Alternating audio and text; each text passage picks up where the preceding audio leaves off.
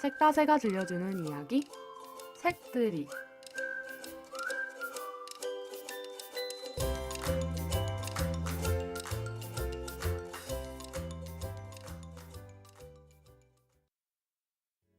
안녕하세요. 두근두근 과학책 함께 읽기 유현정입니다. 이 방송을 시작한 지 엊그제 같은데 지금까지 책들이를 통해 두근두근 과학책 함께 읽기로 여러분과 총 11회 만났더라고요. 그동안 많은 분들이 사랑해주시고 응원을 해주셨습니다. 이 자리를 빌어서 진심으로 감사드립니다. 처음에 이 두근두근 과학책 함께 읽기를 구상했을 때 저 혼자만의 이야기가 아니라 책을 읽고 독자 여러분들의 궁금한 점을 같이 이야기 나누면 좋겠다는 생각을 했었어요. 여러분의 궁금한 점과 이야기 나누고픈 주제를 저자와 직접 만나서 혹은 그 분야의 전문가와 만나서 같이 이야기 나누는 그런 코너도 생각을 했었거든요. 그런데 저와 청취자 간의 소통의 장을 어떻게 마련하느냐에 대한 부분에서 어려움을 겪게 되었습니다. 그래서 아직 구체적인 추진을 하지 못하고 있음이 참 아쉬운데요. 그 아쉬운 마음을 달래보려고 청취자와 함께 만들어가는 방송의 형태를 고민하던 중에 이번 방송부터는 책 낭독을 청취자가 직접 해주시는 방법으로 청취자 참여 부분을 만들었습니다. 낭독을 원하시는 분들은 방송창 댓글이나 제 메일 yeong0520@다음.net을 통해서 신청해 주시기 바랍니다. 오늘은 두근두근 과학책 함께 읽기의 애청자세요. 초등학교에서 아이들을 가르치고 계시는 이다영 선생님의 목소리로 함께 하겠습니다. 두근두근 과학책 함께 읽기에서 이번에 함께 읽어볼 책은 의류문화사에서 나온 김흥빈의 나는 미생물과 산다입니다. 미생물, 말 그대로 아주 작은 생물입니다. 그 크기가 약 1에서 10 마이크로미터 정도이니 육안으로 보기는 힘들고 주로 현미경을 통해서 볼 수 있습니다.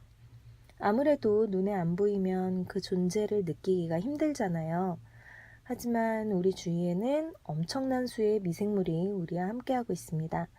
심지어 상상을 초월할 만큼의 미생물이 지금 여러분의 몸에서 서식을 하고 있어요. 저자의 말에 의하면 우리 몸에 사는 미생물의 수는 인간의 세포수보다 최소한 10배가 더 많다고 합니다.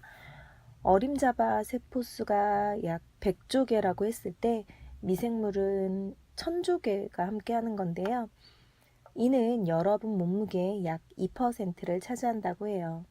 이 미생물들이 제 몸무게 앞자리를 바꿨네요. 대장균, 레지오넬라, 리스테리아, 한탄 바이러스. 느낌이 어떠신가요? 대부분 미생물에 대한 이야기를 하면 긍정적인 부분보다는 부정적인 게 더 큰 것 같습니다. 이 책의 저자는 우리가 미생물이 가지고 있는 수많은 기능 중에서 유독 감염에만 관심을 갖고 있으며 그런 미생물과 병원균을 동일시하고 있다고 했는데요. 딱 이 말이 맞지 않나 싶어요. 그리고 이러한 생각이 바탕이 되고 있기 때문에 다른 부분이 잘 보이지 않는 것이 아닐까 생각을 했어요.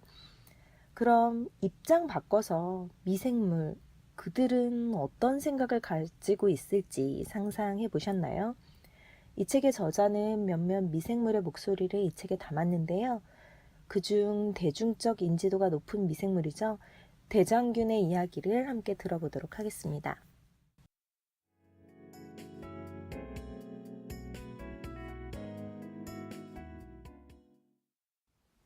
자, 다들 주목해 주기 바란다. 오늘 모임의 사회와 첫 연설을 맡은 대장균이다. 나는 인간이 지구상에 처음 나타났을 때부터 그들의 창자에서 지내온 터라 인간들과는 아주 각별한 사이다. 솔직히 말해서 인간의 장은 즐거운 나의 집이다. 우리가 우리 터전을 가꾸고 보살피는 것은 당연한 일이 아니겠는가? 다시 말해서 인간의 건강은 우리의 간절한 바람이기도 하다. 우리 집인 인간의 대장은 소장을 거치고 남은 음식물 찌꺼기에서 수분과 비타민 등을 흡수하고 큰일을 보기 전까지 대변을 보관한다. 그런데 여기서 비타민의 대부분은 음식에서 섭취한 것이 아니다. 그럼 비타민은 어디서 왔을까? 우리 대장균은 대표적으로 비타민 K와 B7 등을 생산한다. 혈액을 응고시키는 효소 가운데 일부는 비타민 K가 있어야만 가능하니까 우리가 없다면 사람들은 작은 상처에도 곤혹을 치를 것이다. 비오틴이라고 하는 비타민 B7은 또 어떤가? 신진대사를 활발하게 해주고 혈액순환을 좋게 하여 인간의 탈모를 막아주니 말이다. 여기서 짚고 넘어가자. 우리가 건재하는 한 인간은 이런 비타민 결핍증 걱정을 할 필요조차 없다. 이뿐만이 아니다. 우리가 대장에 떡하니 버티고 있으면 먹은 음식과 함께 들어오는 잡균들은 끼어들 틈이 없다. 결국 우리가 제자리를 지키는 것만으로도 인체에 해가 되는 미생물이 인간 몸속으로 침입하지 못한다.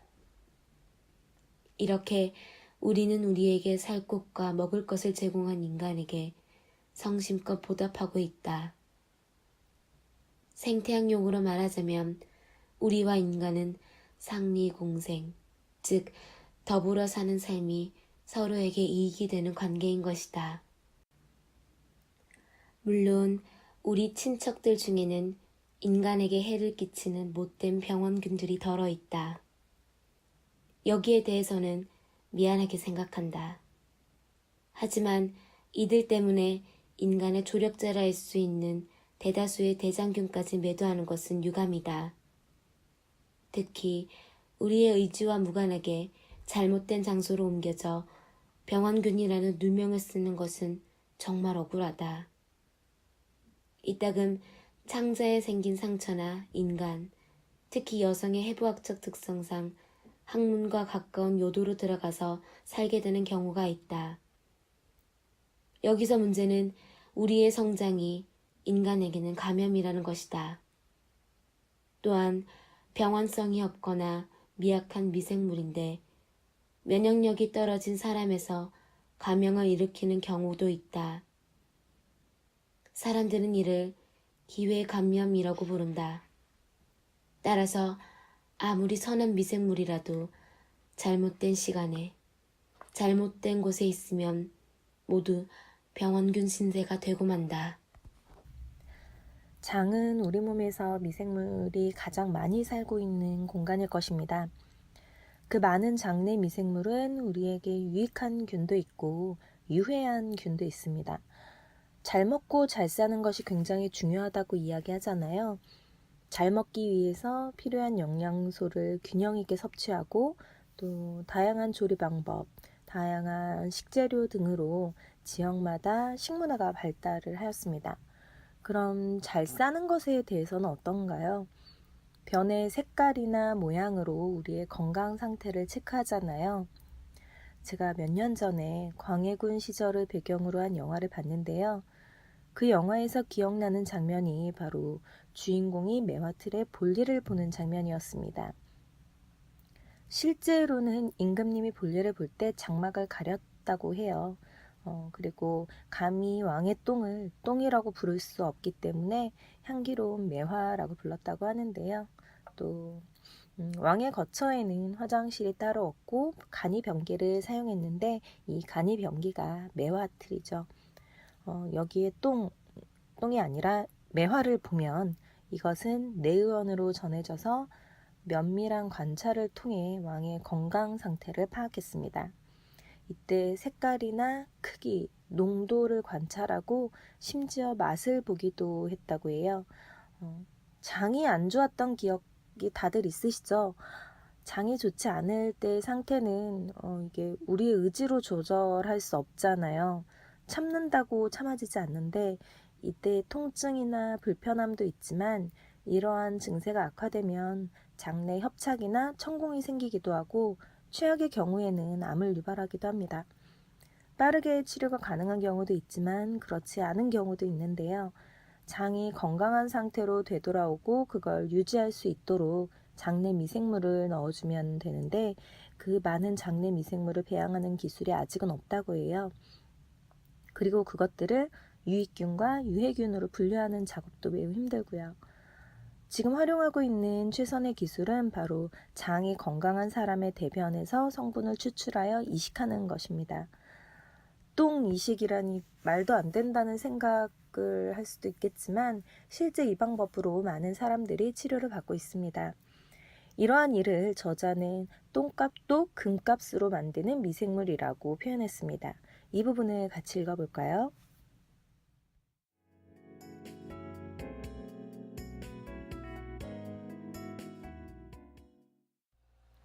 쌀 밑자에 달을 이자가 더해져 똥 분자가 된다. 먹은 게 변해서 똥이 된다는 얘기다. 글머리부터 더럽게 똥 타령이냐고 얼굴을 찌푸리는 독자들이 있겠지만 달리 생각해보면 그렇게 더럽다 생각할 이유도 없다. 맛있다고 먹은 음식이 소중한 내 몸속을 통과해서 나온 것인데 뭐가 그리 더럽단 말인가? 항상 몸속에 지니고 다니는 물질이 세상 밖으로 나온 것뿐인데 말이다. 그렇게 보면 생물학적으로 맞는 말이지만 그래도 똥은 피하고픈 것이 인지상정이다. 그런데 놀랍게도 옛 소리꾼들은 득음의 경지에 오르기 위해 실제로 똥물을 마시기도 했다고 한다.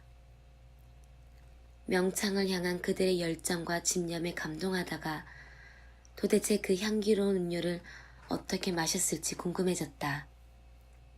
그리고 그 호기심에 이리저리 알아보던 중 똥물 제주에 담긴 과학과 숨은 주인공을 발견했다. 옛 소리꾼들은 똥의 물을 그냥 마신 것이 아니었다. 먼저 병과 같은 용기의 입구를 솔잎이나 지푸라기 따위로 막고 그 입구에 돌을 달아 똥통에 담가둔다. 그러면 큰 건더기는 자연스레 걸러지고 국물만 용기 안에 모아진다. 이렇게 모은 똥물을 3배로 다시 걸러서 마셨다고 한다. 단언컨대 2단계의 여과 과정을 거치고 난 진국에는 엄청난 수의 살아있는 미생물이 들어있다. 기막힌 프로바이오틱 음료가 만들어진 것이다. 동의보감과 본초 강목에 인중황이라고 하는 약재가 등장한다. 내 한자 실력으로는 어떤 약인지 당초에 감이 잡히지 않는다.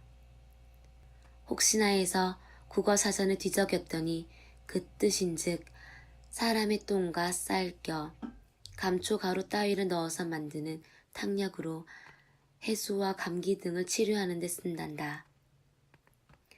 또한 이를 금즙이라고도 부른다는 부연 설명을 보고는 똥이 금이 되었다는 생각에 헛웃음을 지었다.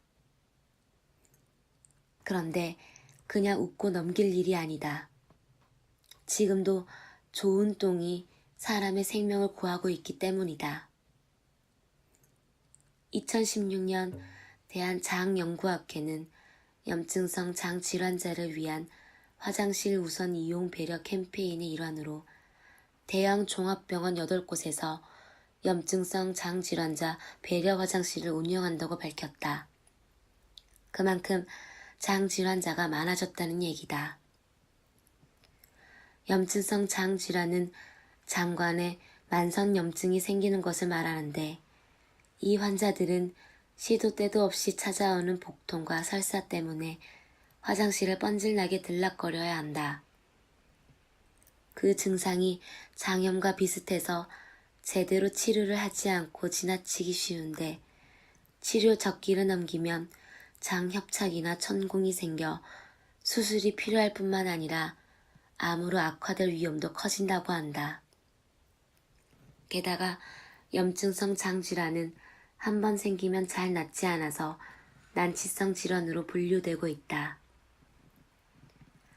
최근에는 이를 치료하기 위한 생태학적 접근이 이루어지고 있는데 그 첨단 치료법의 핵심은 마치 정상적으로 음식물을 섭취하지 못하는 환자에게 영양주사를 놓는 것처럼 좋은 미생물을 장에 직접 넣어주는 것이다.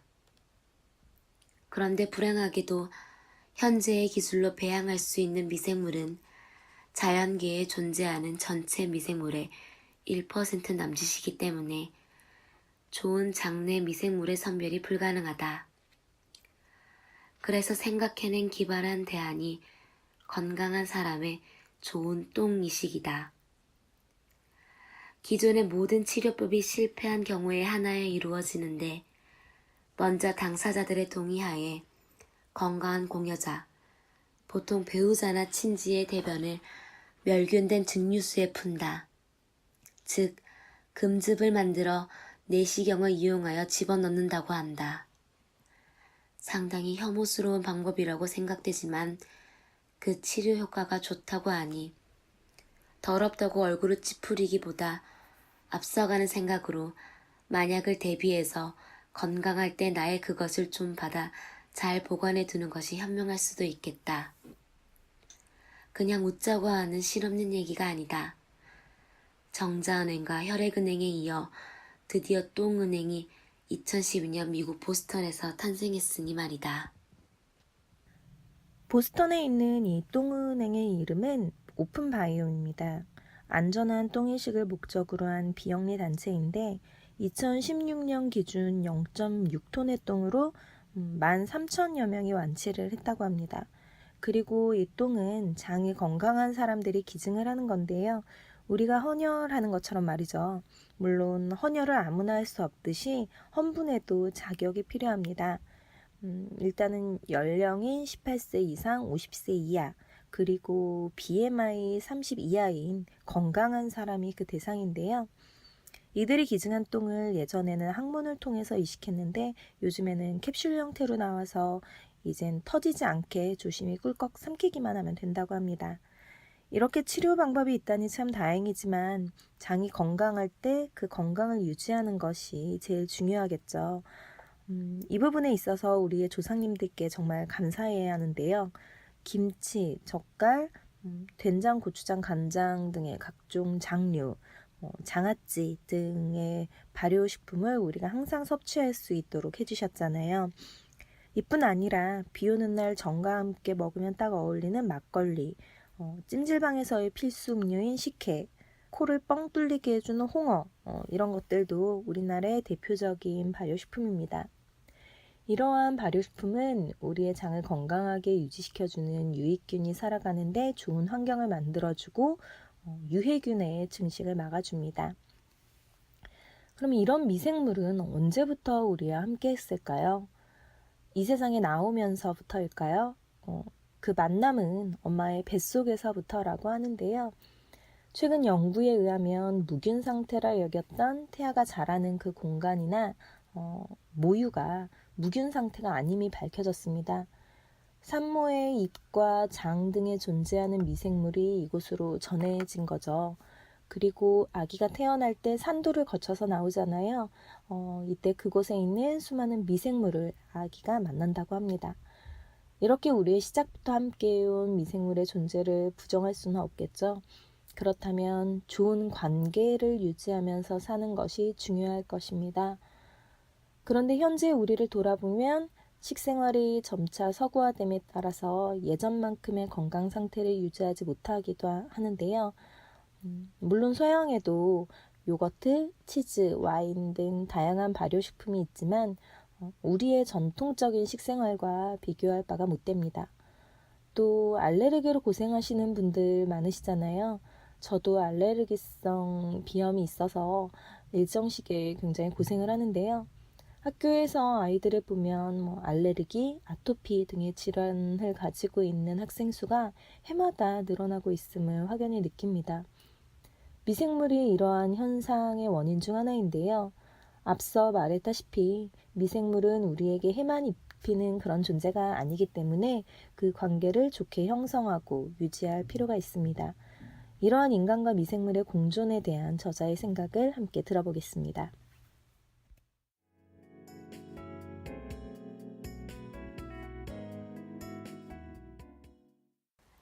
주변에서 알레르기성 질환으로 고통받는 사람들이 무척 많아졌다고 생각했는데 실제로 알레르기성 비염과 아토피 피부염, 꽃가루 알레르기 등으로 병원을 찾는 사람이 계속 늘고 있다고 한다. 2013년 건강보험심사평가원 자료에 따르면 전체 병원을 찾는 사람 중 절반이 10살 미만의 아이들이라고 하니 보통 문제는 아닌 것 같다. 그런데 이처럼 알레르기성 질환이 급격하게 늘어나게 된 근본 원인 가운데 하나가 인간과 미생물 사이의 갑작스런 관계 변화라고 한다. 알레르기란 아무런 해를 끼치지 않는데도 외부의 것이라는 이유만으로 이에 대항하여 우리 몸이 잘못된 반응을 일으키는 것이다. 좀 더 생물학적으로 말해서 우리는 체내로 들어오는 외부 이물질로부터 보호해주는 기관과 세포를 가지고 있다. 이를 통틀어 면역계라고 한다. 면역세포에서 만들어지는 항체라는 단백질이 병원체를 비롯한 외래물질, 항원을 인식하고 결합해서 이를 제거한다. 최근 100여 년 사이에 현대인의 위생 상태가 과거와는 비교도 할 수 없을 정도로 좋아졌고 그 덕분에 인체로 유입되는 미생물의 수가 급감했다. 그리고 이것은 곧 면역계의 업무 감소로 이어졌다. 다시 말해서 20만 년 동안 여러 외래 미생물을 응대하느라 바빴던 면역계가 갑자기 한가해진 것이다. 여기서 문제가 생겼다. 간혹 면역계가 해롭지도 않은 물질과 쓸데없이 싸우기 때문이다. 지금까지 우리와 함께하고 있는 미생물에 대한 이야기를 함께 보았는데요. 미생물에 대한 이미지가 좀 바뀌셨는지 모르겠네요. 떨어져서 지낼 수 없는 관계라면 그 관계를 우호적으로 하는 것이 중요하겠죠. 우리 선조들이 현명함을 담아서 주신 그 선물을 더더욱이 소중하게 여겨야겠다는 생각도 다시금 했습니다. 1부는 여기까지고요. 두근두근 과학책 함께 읽기 나는 미생물과 산다 2부에서는 우리가 미생물의 존재를 알게 되고 이에 대한 연구를 진행한 그 역사를 살펴볼 거고요. 또 미생물이 우리에게 얼마나 중요한 존재인지에 대한 부분을 함께 보도록 하겠습니다. 그럼 전 2부로 다시 찾아올게요. 지금까지 유현정이었습니다.